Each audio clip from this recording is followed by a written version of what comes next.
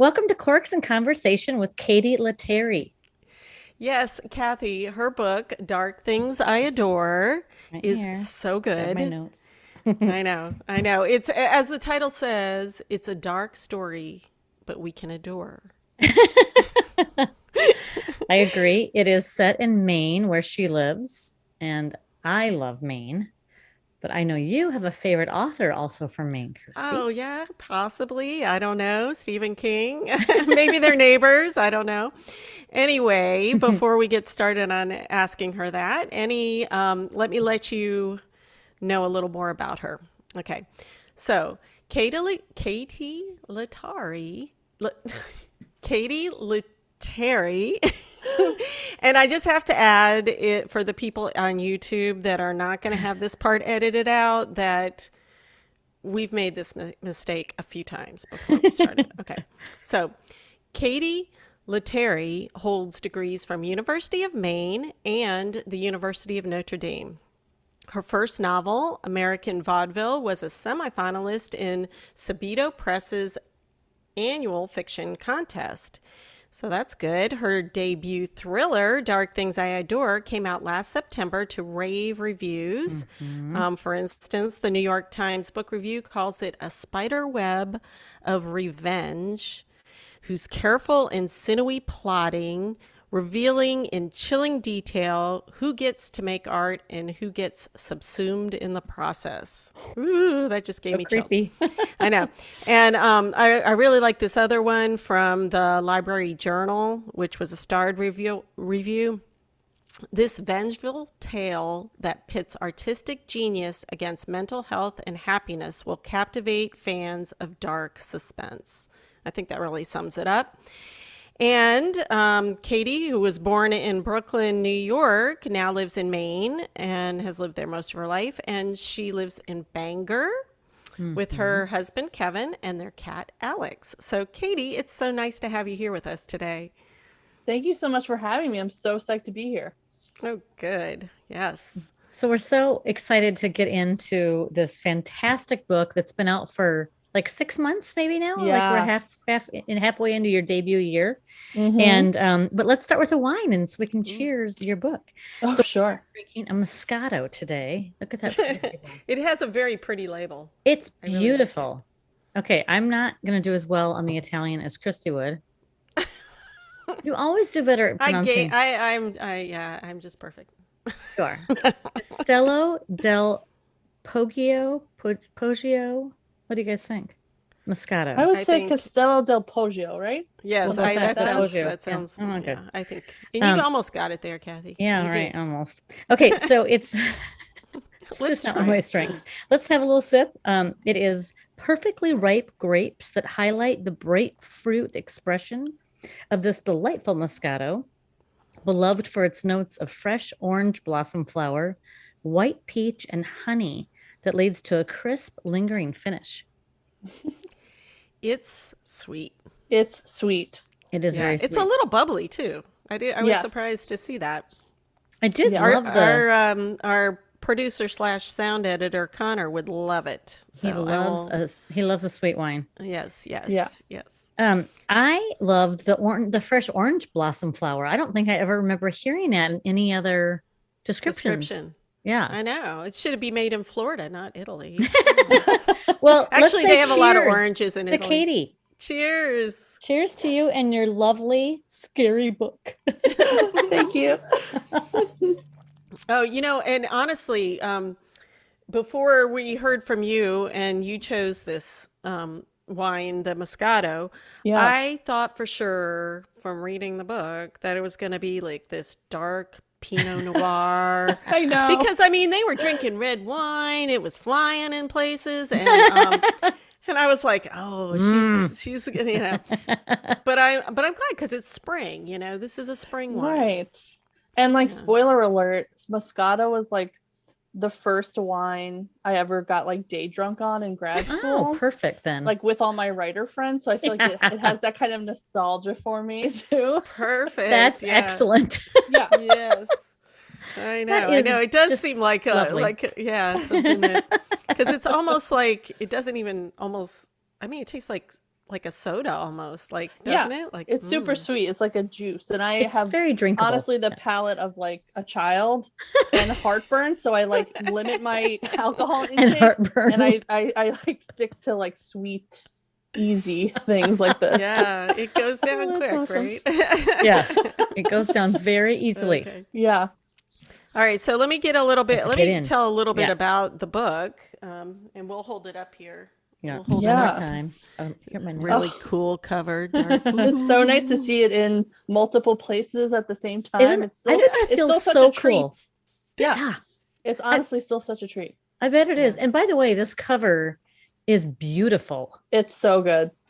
I mean, I know you had a few different titles, I think, along the way, as Yeah. I read, but did you ever imagine that like this and it fits it really, really well?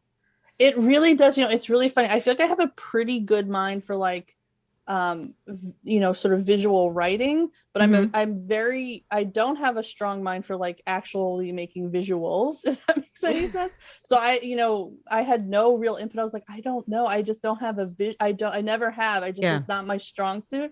And so when they came to me with this, I was like, oh, you nailed it. Like, of course, like it's looking up through the branches of a tree. It's sort of dark on the edges. Yeah. It has the yellow pops of color. I was like, you guys are geniuses. This is why you do what you do. Yeah, Right? exactly. That's why we hire the big boys. Yeah. So, exactly. or big girls, whatever. Yeah. Right. I'm not going to be sexist or anything. Okay, so in this book, the plot line kind of goes between 1988 and then 30 years forward, 2018, which is what we'll call now. Right.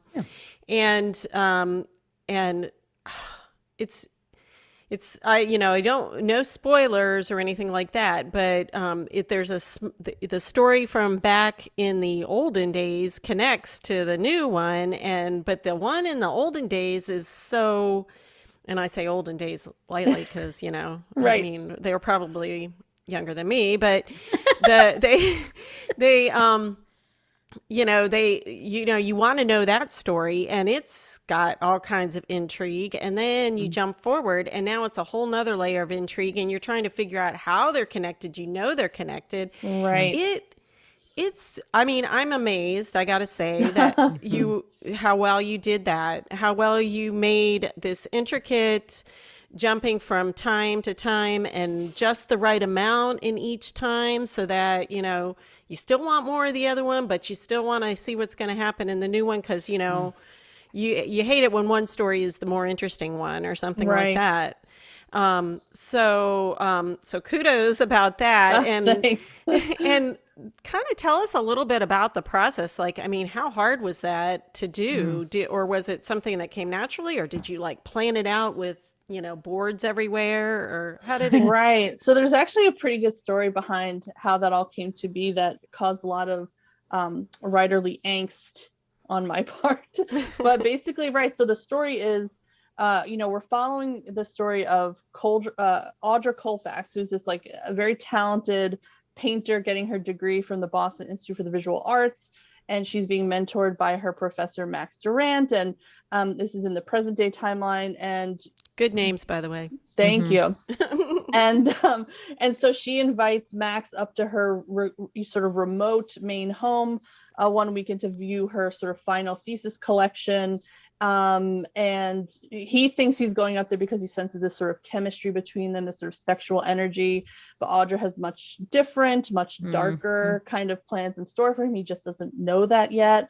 And then we get this storyline from the late 80s. And you start to see, that this storyline that's happening at this sort of arts camp set in Maine, this kind of eclectic arts camp, where really dark and troubling things are starting to happen among the campers there, has a real impact on what happens in the present. And as the book rolls on, those things kind of dovetail until a pretty catastrophic conclusion for us, at least one of the characters. And so one of the interesting things that happened when I was writing this book is when I pitched it, when I got an agent with it, and when I sold it to Source Books, the arts camp storyline did not exist. Did not exist. Wow. It was just all in the present. There were other subplots and other storylines. At one point, Max had a wife who we had to get rid of because it didn't fit in with what we were trying to do. Oh, wow. And one, I had mentioned an arts camp in like a throwaway line in the book, and my editor was like, "Hey, you talk about this arts camp. It sounds really interesting. What if you like took us there?" And I was like, "What now?" I'm sorry. What did you just say? Yeah, I was like really frightened. But the more I thought about it, I was like, "Ooh, this could be really interesting." And it turned out she was 100% right. And I'm super glad she suggested it. But it did mean like writing, I don't know, 25,000 new words, cutting 25,000 other words.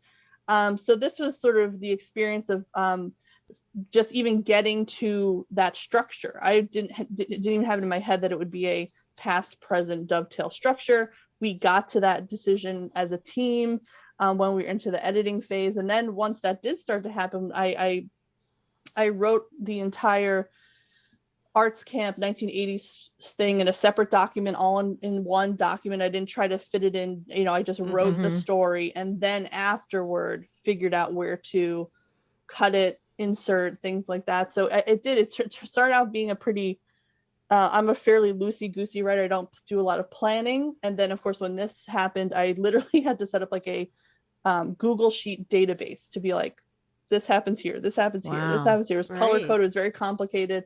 It was really challenging, but it was worth it. And I'm really glad she pushed me to explore that storyline. Now I'm having a hard time thinking back now to the book about trying to take that out and imagine other threads, because I can't imagine the story without it. I just can't even fathom. I'm so glad to hear that. That's great to hear. It's like, and that's probably why they both are so strong, because you wrote them kind of separately and then put them together. And I gotta say, that sounds like a real testament to your skill as a writer, which the actual written word, is, we're talking about the storyline, which is really cool, but the actual written word is so good.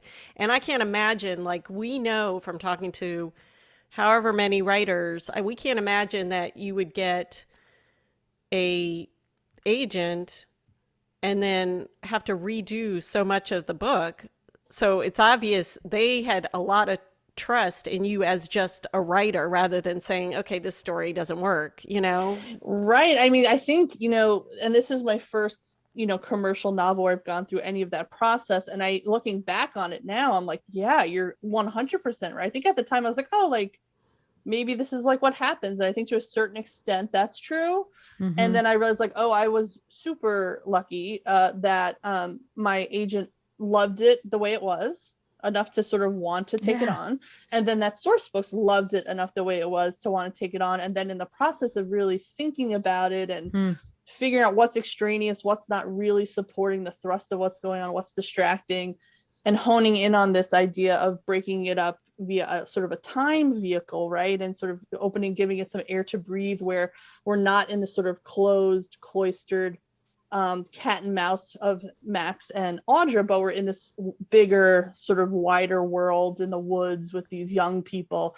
I think it was huge. It was a huge idea for my editor, MJ Johnston, to have come up with, and for me to just tell her to, she basically was like, explore that, see if you can sort of do something with that. And then, we figured it out, and I was thankfully, I think, able to pull it off. Yeah. And but I was very fortunate. I think you're exactly right to have sort of the faith that they gave me. So I'm kind of trying to undo my reading now, trying to think about this, which is really kind of a fun experience. But so Max and Audra were definitely originally there. Yes. Where did they come from? The student, the professor, where did that storyline come from?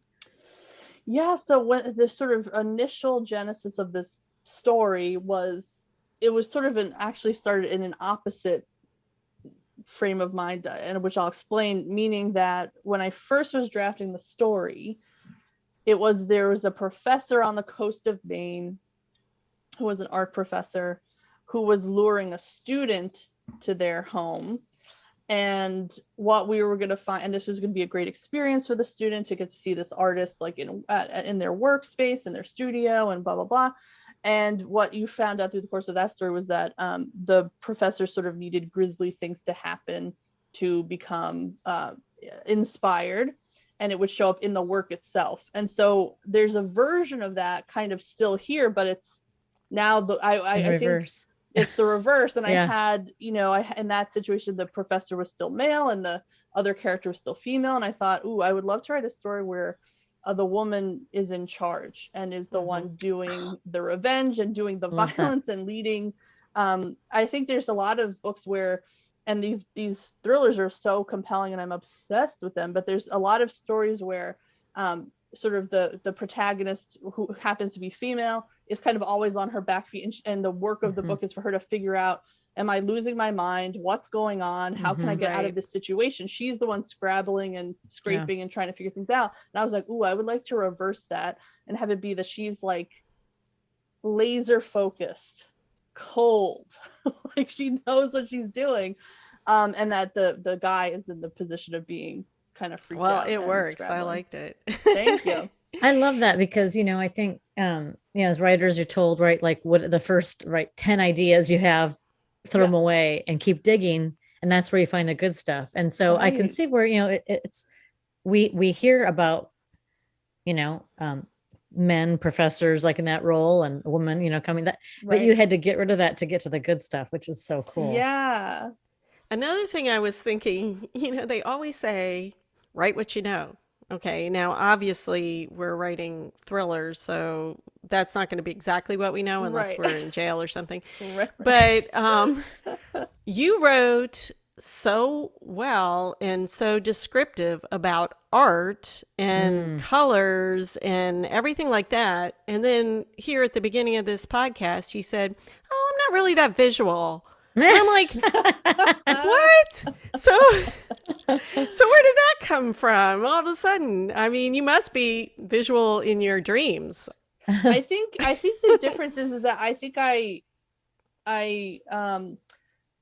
can process visuals really well. I'm not great at creating actual visuals. Like that's painting, really well put. Drawing. That makes sense to me. Okay, I got that. And I have found over the years too that I have like a touch of synesthesia, where synesthesia is where your senses cross, right? And so you can smell something, but it reminds you of a taste and etc. Yeah. And I have always had a little bit of this, like this is gonna be such a dated reference, but this is like the first time it occurred to me that I was like, there's something going on here. But I was a kid and I was listening, there was a Phil Collins song on, and I was like, he sounds so lemony.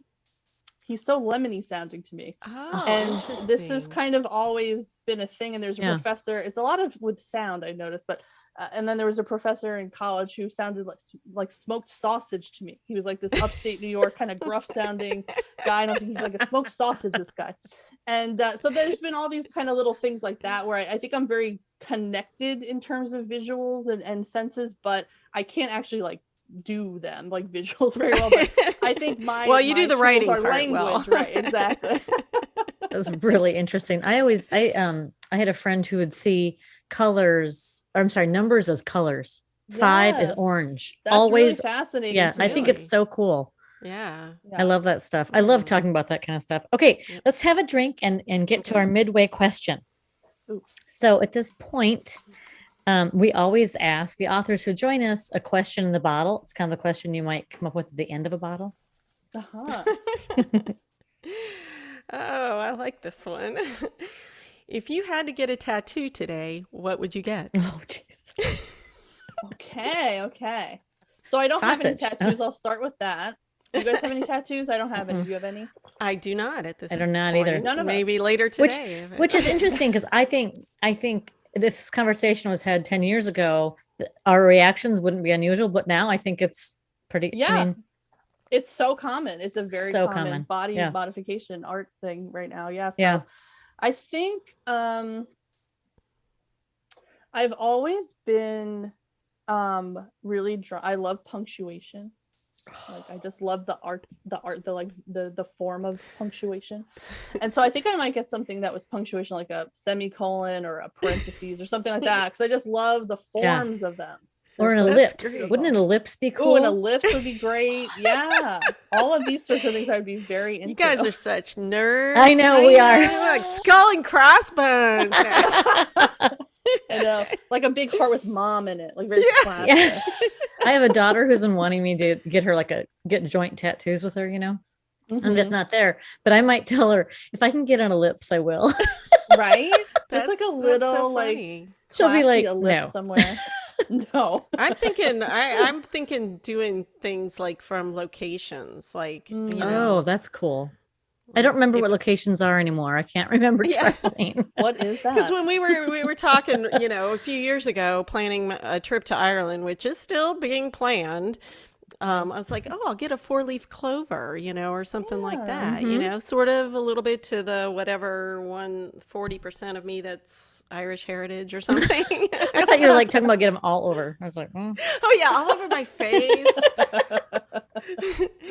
Yeah, that'll do good. Yeah. For my generation. Yeah, I'll be that is a really good answer, actually. I think you might want to reconsider, Katie, and get yourself some punctuation. I know. Maybe like I on know the there's still wrist or time, something. definitely. You can look at it and go, I think I can use an ellipse in this story. Okay, so I finished your book this weekend. Which I loved. It was harder to put down than keep reading for sure, by far. So it was very nice. An absolutely enjoyable escape. I this morning though went and did a deep dive on your blog articles, and I, as a writer, Christy and I are both writers. I have to thank you for documenting your road to publication. It was absolutely gripping. I read every word of it. Oh, that's so nice. It was so educational, kind of daunting, to be honest. I was like, a little bit. It was like, oh, this is and so I mean, that's kind of why we started our thing. Yeah, we were talking about the road to publication. We haven't made it there, but so we're fascinated by this. It feels so mysterious, and I know every story is so different. So I wanted to thank you for that, but I also wanted to ask why you thought that was so important to take the time to write that and to share it. Yeah, so I think I know exactly what you mean. I think every writer feels this way, that there seems to be, for some reason that is unclear to me, a bit of mystery, a bit of obfuscation around publishing, the business of it, certainly money. Oh, yeah. And I don't know why, in the sense that it is just a business. It is just an industry like any other. But there's a weird sort of shame or something around talking about these things in very real terms.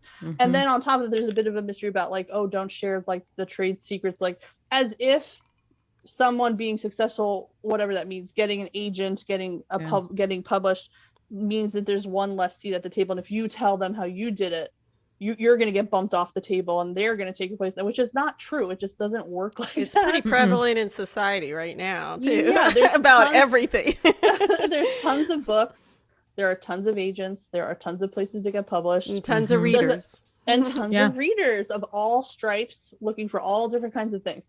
So I just found that when I was sort of on the road to trying to get an agent, I'm sure just like you was looking everywhere to be there's got to be somebody who has a blog or just has written about this in an essay of and you find certain things here and there. But I was I would love to hear sort of what it is really like from soup to nuts, especially for a first time person where it's not oh, this is old hat and I'm already established and it's just part of how I do my business. I work full time. This is my first commercial book.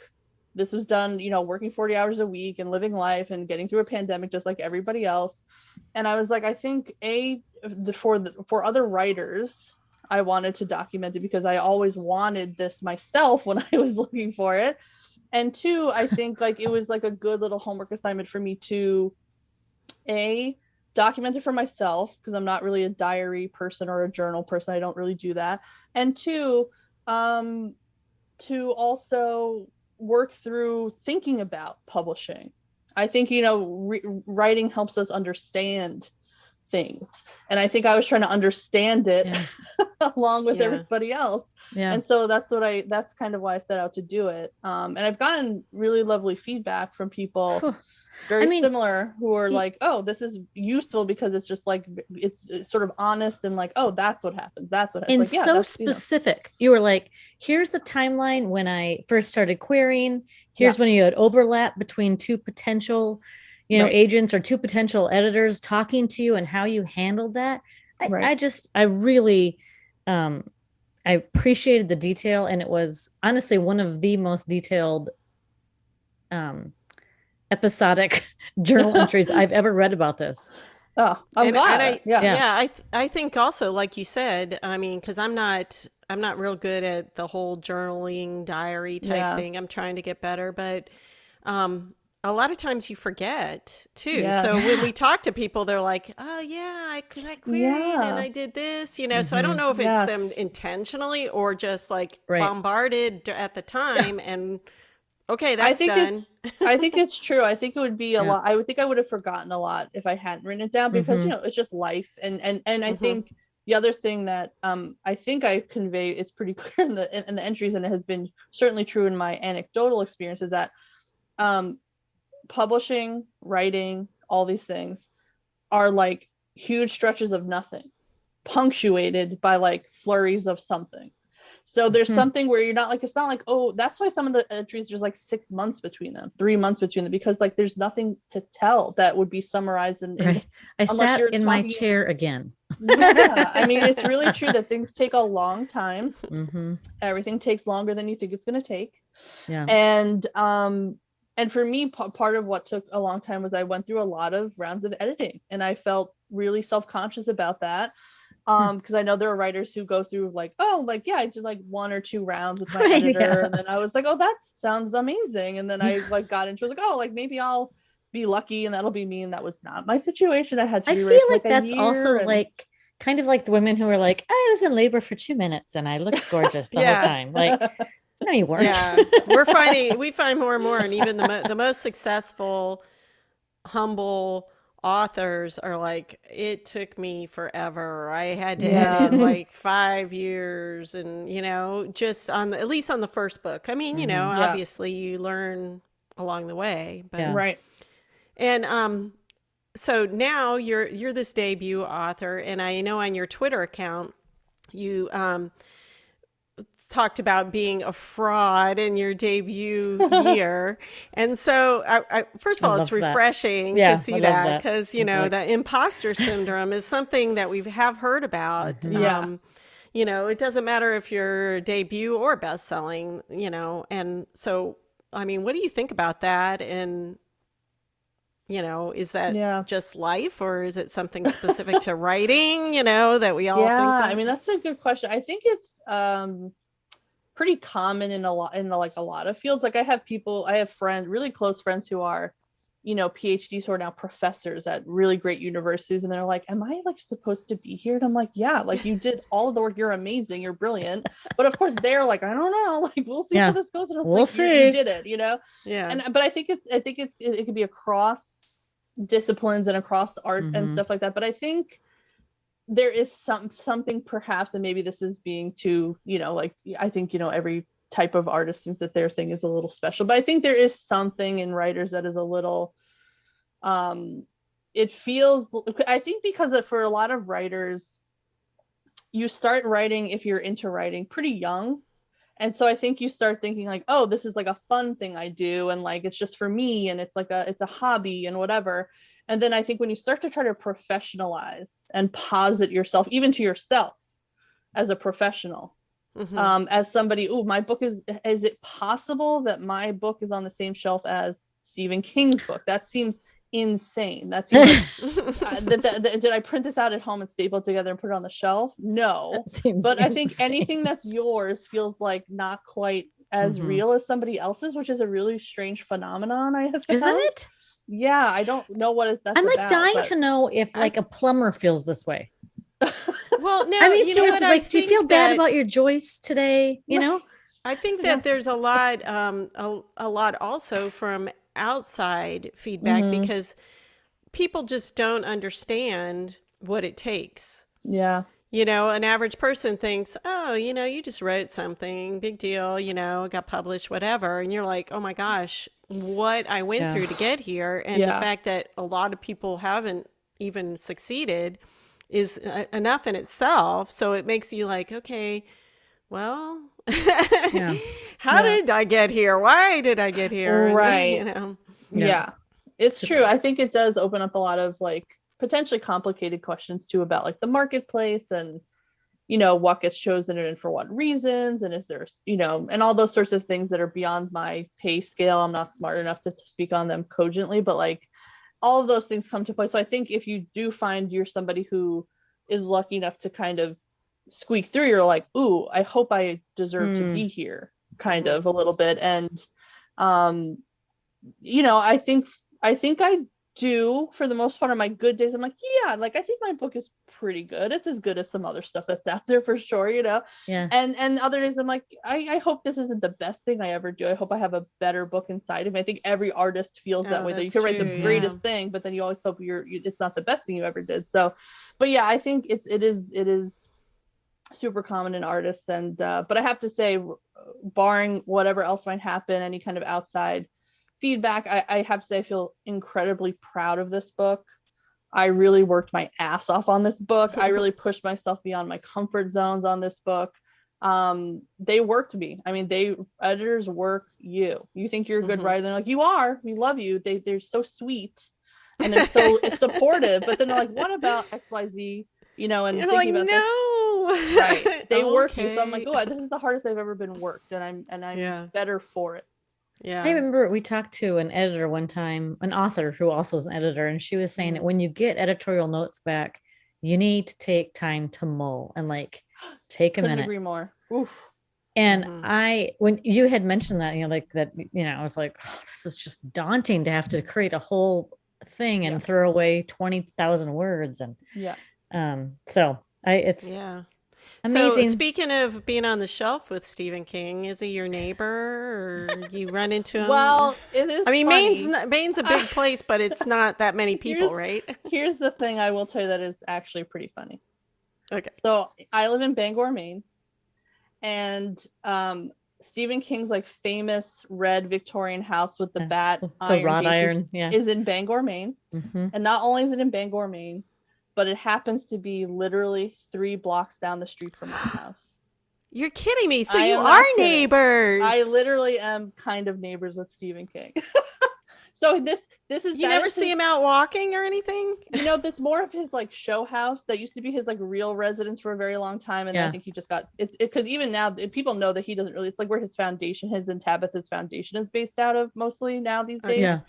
And so, but you still have people every day pulling up, taking pictures. And this is like my husband's normal, like walking route. And we're just like, that's Stephen King's house. And, I'm always like, St. Stephen, baby, give me just like half a percentage of like whatever. Little juju going on. Right. Oh, but yeah. I'd definitely be like, I live 3 blocks down. Here's my book. Can you? I know. So when you walk by, bring copies of your book in case you're just interested. like keep leaving them on the front porch. Fence, see what happens, But they both, Stephen and Tabitha, are huge, like very big figures in the state of Maine, not just because they're famous, because they're very philanthropic and they're very lovely people. And so it is cool. I couldn't believe it. I was like, I can't believe I literally live like, that is funny. That is really cool. That's really cool. There you go. All right. So we've got one final question for you before we go. Yes. Okay.